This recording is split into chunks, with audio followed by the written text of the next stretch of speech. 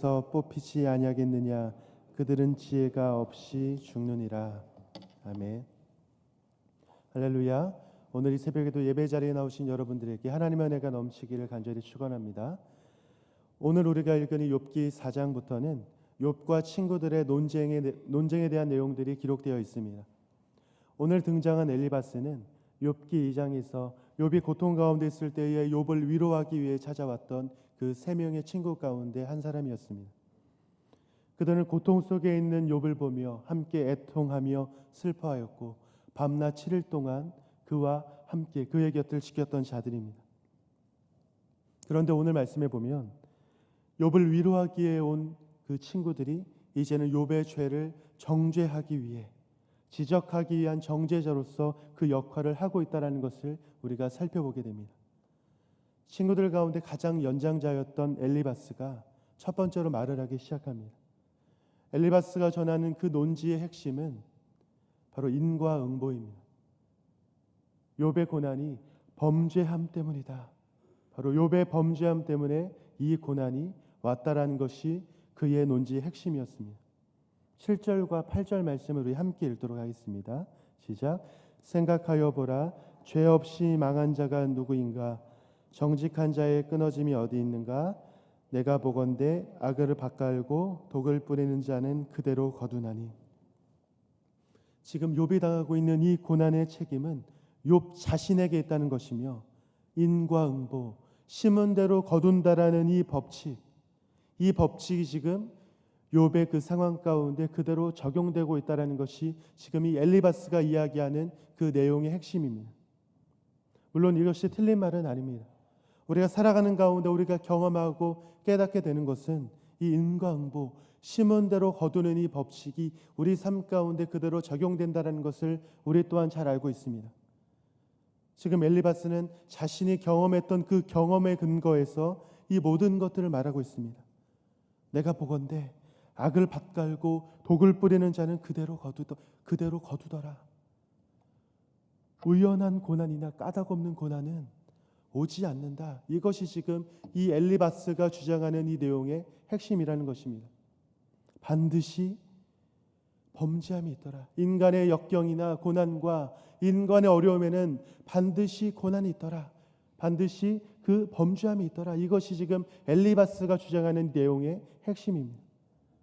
틀린 말은 아니지만 이 엘리바스가 이야기하는 이것, 특별히 모든 고난이 죄의 결과다라고 이야기하는 그것을 통해 모든 것을 일반화하는 오류를 지금 범하고 있다는 것입니다.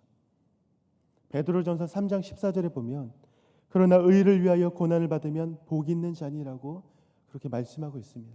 이것만 봐도 우리가 당하는 모든 고난과 고통이 우리의 죄 때문에 나타나는 것이 아니라는 것을 우리는 알 수 있습니다. 또한 지금 이 욥이 처한 그 상황만 봐도 욥이 지금 고난을 당하고 고통을 당하고 어려움을 당하고 있는 그 현실이 죄를 지어서 욥의 죄로 인하여 지금 벌을 받고 있는 것이 아니다라는 것을 우리는 너무나 잘 알고 있습니다. 그런데 우리는 이렇게 신앙생활을 하는 가운데 이렇게 한 가지 신학적인 명제만을 가지고 그것을 따로 떼어서 모든 것에 적용하려고 하는 그런 것을 우리의 신앙 가운데 행해서는 안 된다는 것을 우리에게 깨닫게 하고 있습니다. 더욱이 지금 욥의 상황은 만신창입니다. 이런 상황 가운데 있는 욥에게 찾아와서 이렇게 정죄하고 있다라면 너의 죄 때문에 지금 고난을 당하고 있으며 네가 잘못해서 지금 이 상황에 처했다, 이렇게 말하는 것이 욥에게 무슨 도움이 될 수 있을까요? 인터넷 은어 가운데 팩트 폭력이라는 말이 있습니다. 줄여서 팩폭이라고 많이 사용을 하는데요.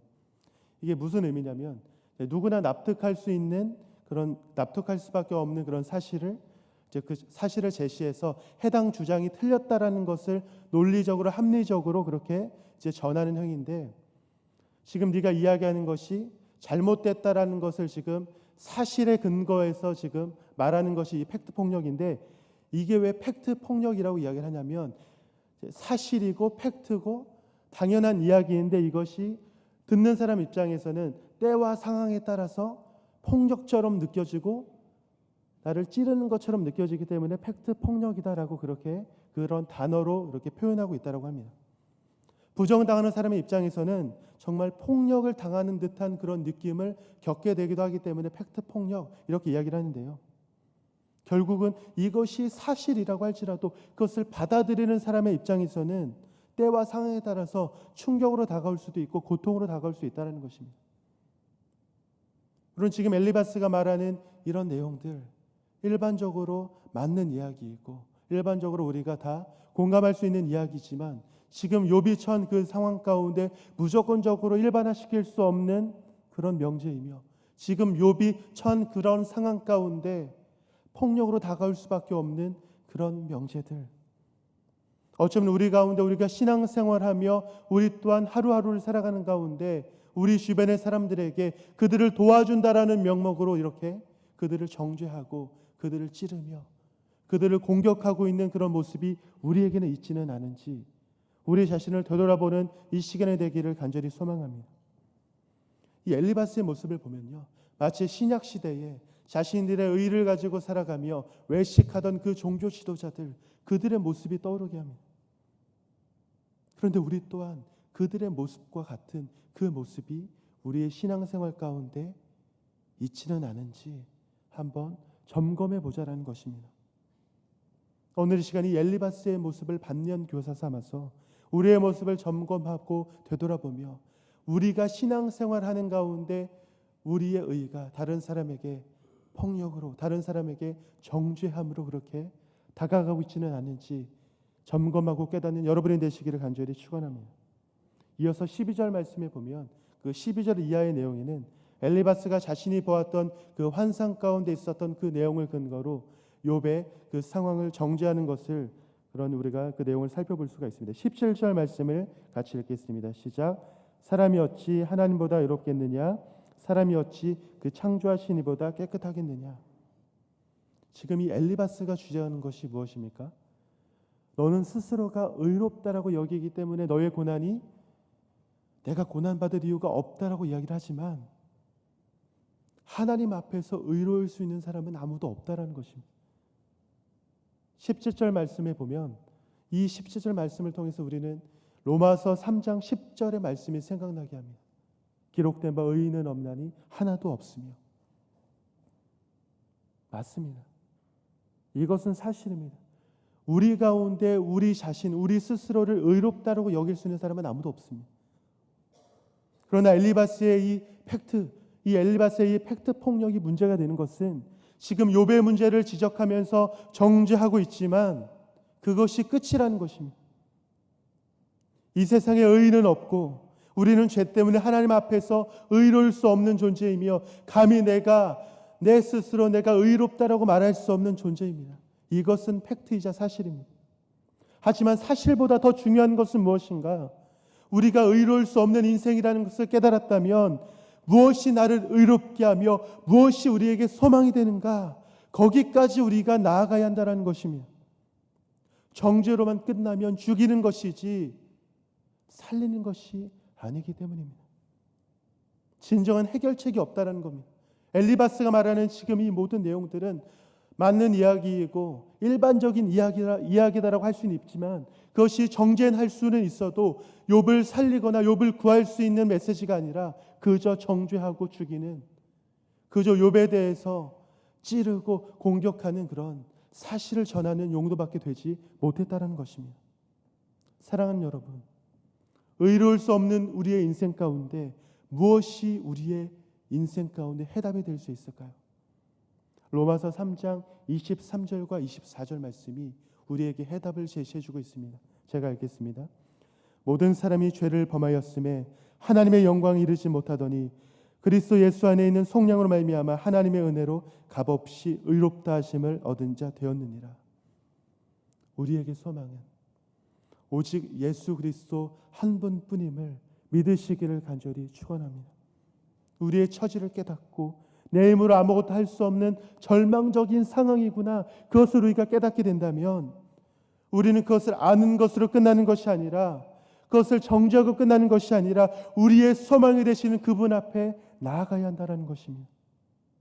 우리를 구원하시고 우리를 살리시는 예수 그리스도, 그분이 우리의 소망 되심을 믿으며 간절히 품고 나아가는 여러분이 되시기를 간절히 축원합니다. 사랑하는 여러분, 오늘 우리가 살펴본 이 욥기 4장의 내용에서는요, 욥이 고통 가운데 있을 때 친구들이 찾아왔습니다. 그런데 위로가 아니라 정죄를 하고 있습니다. 네가 받는 고난의 그 원인이 너의 죄라고, 뿌린 대로 거두는 것이다, 그렇게 이야기를 합니다. 너희가 문제가 있고 너에게 죄가 있으니 회개하라는 거예요. 그래야 네가 받는 그 고통이 끝날 수 있다. 너에게 문제가 있으니까, 너에게 잘못이 있으니까 네가 그것을 회개하고 해결해서 네가 당하고 있는 그 고난과 고통에서 벗어나라는 것입니다. 내가 경험해 보니까 그렇더라. 사람이 어찌 하나님보다 의로울 수 있니? 사랑하는 성도 여러분, 엘리바스가 찾아와서 했던 이 모든 이야기가 틀린 말은 아니지만, 우리가 받는 고난이 때로는 죄의 결과이기도 하지만, 우리는 의롭지 못한 죄인이라는 것은 사실이지만, 하지만 지금 엘리바스는 욥이라는 이 사람, 그 사람의 인생 가운데 보이지 않는 하나님의 개입하심과 보이지 않는 영적인 개입이 있다는 것은 깨닫지 못했습니다. 그는 맞는 말은 할 수 있었지만 정작 그의 인생 가운데 하나님이 개입하셔서 지금 욥이 당하고 있는 이 모든 고난의 그 배경 가운데 하나님께서 이 고난을 허락하셔서 욥에게 이 고난이 행해졌다는 것을 깨닫지 못했습니다. 그것은 욥 또한 마찬가지입니다. 그런데 지금 이 욥에게 필요한 것은 욥이 처한 그 상황에 대한 그 정죄함이나 네가 지금 처한 그 상황에 대한 팩트를 전하는 것이 욥에게 필요한 것이 아니라, 지금 욥에게 필요한 것은 바로 위로였습니다. 절망적인 상황과 현실, 소망 없는 처지, 소망 없는 상태, 그 상태로 전락해버린 그 나의 상황과 나의 처지 가운데 소망의 빛을 비춰줄 그 위로가 필요했다는 것입니다. 누가 욥의 위로가 되며 누가 욥의 소망이 될 수 있습니까? 바로 우리의 구원자 되시는 예수 그리스도, 그분 외에는 소망이 없습니다. 지금 네가 고난을 당하고 있는 이유와 처한 상황과 너의 문제가 이것이다, 이것이 중요한 것이 아니라, 내가 아무것도 할 수 없는 이 절망적인 처지 가운데, 내가 의롭다함을 얻을 수 없는 그런 절망적인 상황 가운데 너에게 소망이 되는, 네가 의롭게 될 수 있는 유일한 길, 바로 예수 그리스도, 우리의 소망 되시는 예수 그리스도, 이것이 욥에게 필요했으며 이것이 욥에게 위로가 되었어야 했다는 것입니다. 이것은 오늘 살아가는 우리에게도 동일하게 적용이 됩니다. 세상은 경험과 기준과 논리를 가지고 끊임없이 우리를 흔들고 혼란스럽게 합니다. 내가 경험한 바에 의하면 이렇게 살아야 된다. 내가 경험한 바에 의하면 그렇게 살아야 된다. 이것이 사실이고 이것이 팩트며 이렇게 사는 것이 진짜다. 계속해서 우리를 혼란스럽게 하고 어렵게 하고 맞는 이야기를 전하며 우리를 공격하는 것이 세상의 논리입니다. 하지만 우리에게 필요한 것은 소망입니다. 그리고 하나님의 은혜의 손길입니다. 오늘 하루의 삶을 살아가는 가운데 우리에게 한 줄기 소망이 되시는 예수 그리스도, 오직 그분을 붙잡고 그분을 의지하며 그분이 나의 삶의 모든 것을 책임지신다는 것을 믿는 믿음으로 살아가는 여러분이 되시기를 간절히 축원합니다.